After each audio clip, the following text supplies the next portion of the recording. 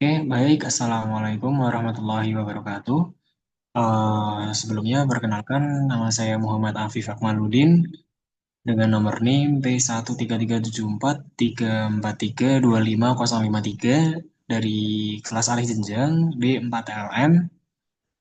Di sini saya akan menjelaskan mengenai pengecatan imunohistokimia pada mata kuliah imunoserologi yang dibimbing oleh dosen pengampu Budina Avianti MKes. Selamat pagi, selamat siang, dan selamat malam bagi teman-teman semuanya dan Budina yang terhormat. Oke, di sini saya akan mulai langsung saja untuk topik bahasan pada materi kali ini. Yang pertama ada pendahuluan dan lalu ada prinsip dasar, jenis-jenis antibodi, persiapan spesimen, prosedur umum, lalu ada kontrol kualitas, faktor-faktor kesalahan, dan ketiga etika. Untuk yang pertama ada pendahuluan. Pada pendahuluan ini imunohistokimia atau IHC adalah teknik pewarnaan dalam pemeriksaan laboratorium yang menggunakan antibodi untuk mendeteksi antigen misal protein di dalam potongan jaringan sehingga lokasi dan pola ekspresi dapat dilihat di bawah mikroskop warna biasa. Teknik ini menghubungkan imunologi antibodi, histologi jaringan, dan kimia pewarnaan. Hasilnya berupa noda berwarna pada sel atau struktur yang mengandung antigen target. Nah, untuk prinsip dasarnya sendiri, bayangkan nih, antigen sebagai tanda di dinding sel. Antibodi primer ibarat kunci yang hanya cocok pada tanda tersebut. Jadi, sistem deteksi misal enzim dan kromogen, sehingga lokasi kunci pada antigen jadi terlihat berwarna pada slide. Untuk selanjutnya ada jenis-jenis antibodi. Yang pertama ada antibodi primer, lalu ada antibodi sekunder, dan antibodi konjugat. Untuk antibodi primer sendiri yaitu antibodi yang langsung mengenali dan berikatan dengan epitop pada antigen tertarget di jaringan. Antibodi primer bisa monoklonal atau mengenali satu epitop spesifik. Lebih spesifiknya reproducible atau poliklonal. Poliklonal sendiri mengikat beberapa epitop, lebih sensitif tetapi bisa lebih cross-reaktif. Pemilihan host, misal tikus, kelinci, atau kambing, dan validasi spesifitas pada jaringan positif atau negatif sangat penting. Untuk monoklonal sendiri lebih spesifik, mungkin hilang jika epitop terubah. Untuk poliklonalnya lebih sensitivitas dan toleran terhadap sedikit perubahan epitop, namun potensi latar belakangnya kurang. Nah, untuk selanjutnya ada antibodi sekunder. Antibodi yang mengenali berikatan pada antibodi primer biasanya dibuat terhadap spesies dan isotype primer. Antibodi sekunder sering dikonjugasi dengan label enzim atau fluorophore, sehingga berfungsi memperkuat atau amplify sinyal karena banyak antibodi sekunder. Dapat menempel pada setiap antibodi primer, efek amplifikasi pemilihan sekunderi harus sesuai spesies atau isotop agar tidak terjadi cross reactivity. Catatan pada antibodi sekunder ini yaitu gunakan sekunderi yang tercross absorbed bila pengerjaan sampel multi spesies atau multiplex untuk mengurangi cross reaktivitas. Ya, yang selanjutnya dan yang terakhir ada antibodi konjugat. Antibodi ini bisa primer atau sekunder yang sudah terikat langsung pada label deteksi sehingga tidak perlu sekunderi lagi atau metode direct. Label umum ini terdiri dari enzim HRP atau AP, terus ada fluorophore yang terdiri dari Alexa, FITC, TRITC, dan sebagainya, dan selanjutnya ada biotin, serta tiramin sinyal amplification atau TSA. Nah, selanjutnya kita memasuki pada bahasan persiapan spesimen. Pada persiapan spesimen untuk pengecatan IHC perlu perhatikan dalam proses fiksasi dan pemotongannya. Proses fiksasi memiliki tujuan untuk mempertahankan struktur jaringan dan melindungi antigen. Umumnya, fiksasi menggunakan 10% neutral buffer formalin. Durasi ideal tergantung jenis spesimen, seperti biopsi atau reseksinya, dan biomarker. Durasi fiksasi biasanya antara 6-72 jam setelah spesimen diterima. Nah, setelah fiksasi, jaringan diproses, yaitu proses dehidrasi, clearing, infiltrasi parafin, lalu di-embedding. Untuk IHC pada jaringan parafin, ketebalan potongan yang umum adalah 4-5 mikrometer. Ketebalan potongan ini memberi keseimbangan antara morfologi dan penetrasi reagen deteksi. Untuk prosedur umumnya, yang pertama ada antigen retroviral atau AR. Proses ini penting untuk membuka epitop yang tersembunyi akibat fiksasi. Umumnya dilakukan dengan pemanasan dalam buffer tertentu atau HIER, Heat Induced Epitope Retrieval, atau enzimatic retrieval. AR seringkali meningkatkan sensitivitas pewarnaan. Untuk selanjutnya ada blok non-spesifik. Proses ini berperan untuk mengurangi latar atau background, dilakukan blocking misal serum atau blok protein agar antibodi tidak menempel sembarangan. Nah, selanjutnya ada sistem deteksi atau sekunder. Ada beberapa metode pada tahap sistem yang deteksi sekunder ini. Yang pertama ada sistem avidin biotin peroksidase atau ABC. Yang selanjutnya ada conjugate enzim pada antibodi kedua. Selanjutnya ada sistem polimer modern lebih sensitif dan bebas biotin. Lalu setelah kompleks terbentuk, enzim umumnya peroksidase akan mengubah kromogen menjadi node berwarna. Nah, yang terakhir ada counter stain dan mounting. Biasanya ini pada tahapnya adalah biasanya dilengkapi dengan hematoksilin untuk melihat morfologi inti dan kemudian ditutup cover slip untuk pemeriksaan mikroskopis. Untuk selanjutnya ada kontrol kualitas. Pada teknik pewarnaan IHC ini, kontrol kualitas adalah komponen krusial karena tanpa kontrol yang baik, hasil pewarnaan bisa salah diinterpretasi, misalnya muncul sinyal palsu atau false positif atau sinyal hilang atau false negatif.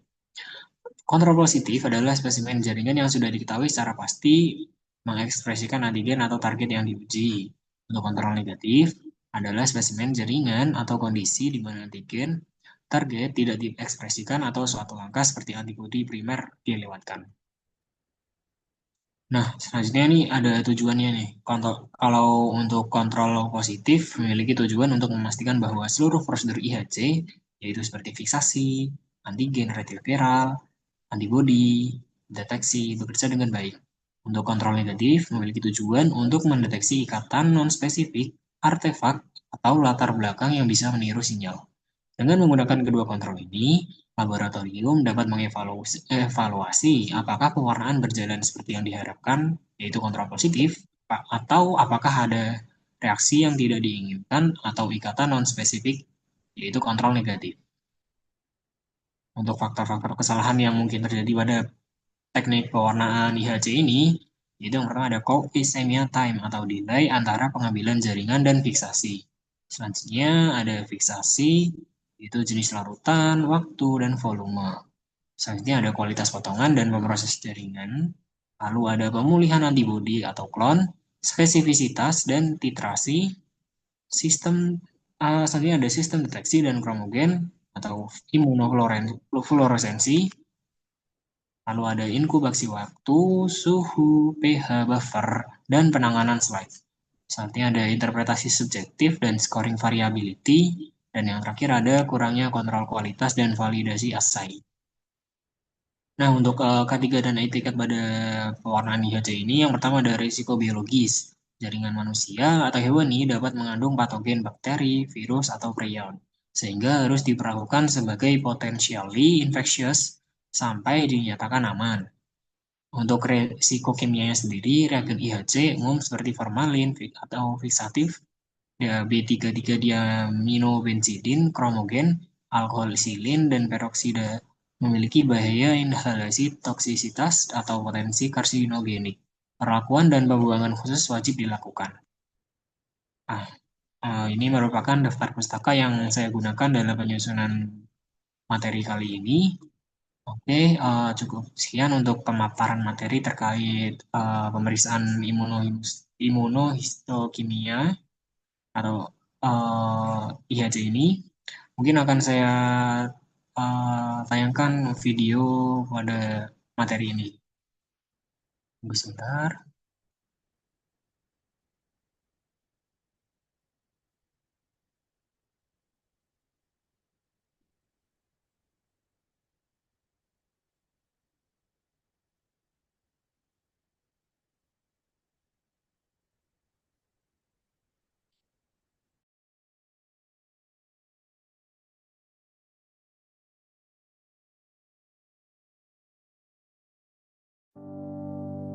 Once tissues embedded in paraffin wax have been sectioned and transferred onto microscope slides, they can be treated with a variety of stains and antibodies.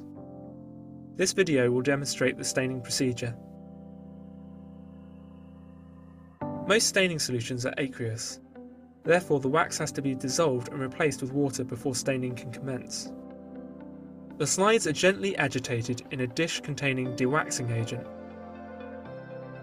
and then moved through dishes containing decreasing concentrations of ethanol.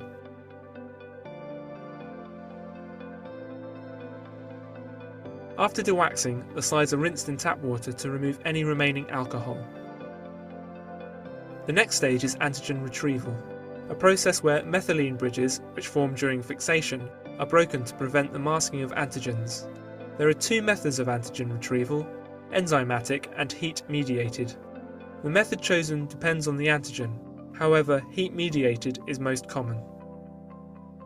To carry out heat-mediated antigen retrieval, place the slides into a pressure cooker containing an antigen retrieval buffer. Close the lid and set the program. After removing the slides from the pressure cooker, place them under running tap water to cool them down. The slides must be washed after the antigen retrieval process. Place the slides into washing buffer and gently agitate. Repeat this 3 times, changing the buffer after each wash.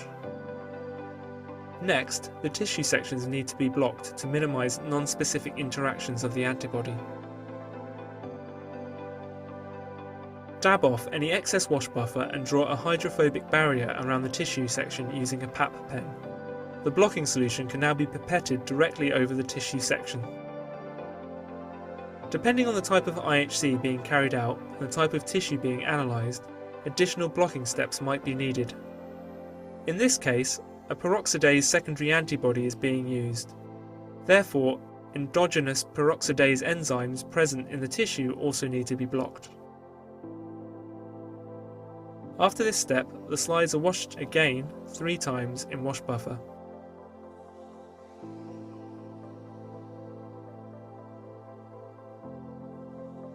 Diluted primary antibodies are pipetted onto the tissue sections and the slides are put into a tray lined with damp tissue to keep them moist,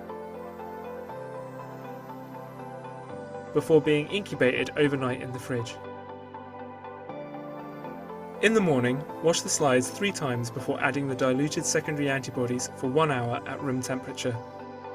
These secondary antibodies are directly conjugated to horseradish peroxidase. After the secondary antibody has been washed off, 3,3-diaminobenzidine, DAB, is pipetted onto the tissue sections for 10 minutes at room temperature.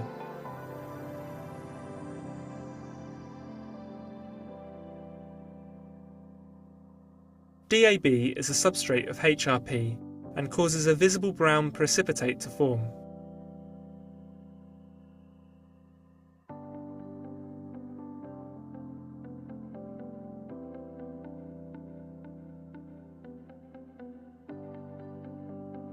In addition to the HRP system, there are a variety of different detection systems and counterstains that can be included in your IHC experiment.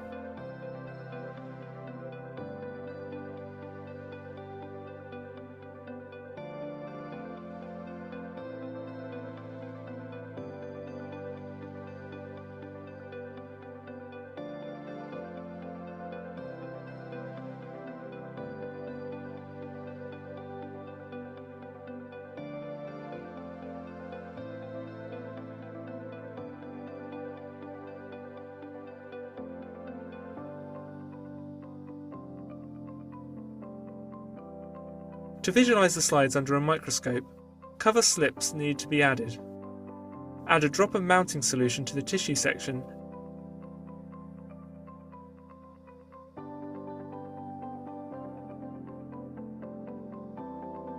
and gently lower the cover slips down, avoiding bubbles.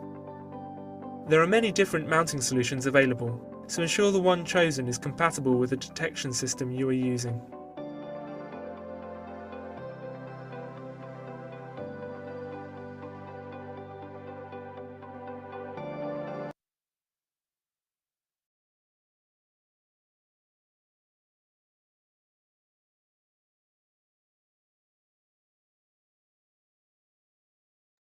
Oke, mungkin begitu tadi yang terkait video pemaparan mengenai pemeriksaan imunohistokimia.